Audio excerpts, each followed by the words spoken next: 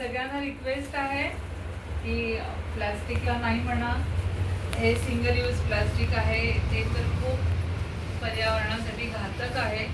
त्यामुळे सगळ्यांनी आपण ठरवूयात की one time use, single time use, use and throw, हे जे सगळ्या गोष्टी आहेत त्या आपण न वापरता जे इको फ्रेंडली आहे किंवा स्टील आहे, बनाना लीव्ज आहेत, केळीची पानं आपण वापरतो, पत्रावळी वापरतो, ग्लास म्हणजे काचेच्या प्लेट्स आहेत, ते आपण वापरूयात आणि प्लास्टिकला नाही म्हणा.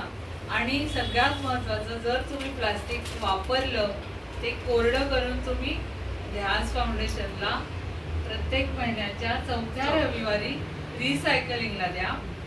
त्यामध्ये प्लास्टिक आहे, इलेक्ट्रिकल वेस्ट आहे, टेट्रा पॅक्स आहेत, थर्माकोल आहे. हे सगळं फाउंडेशन रिसायकल करतं आणि पेपरपासून आपण बॅग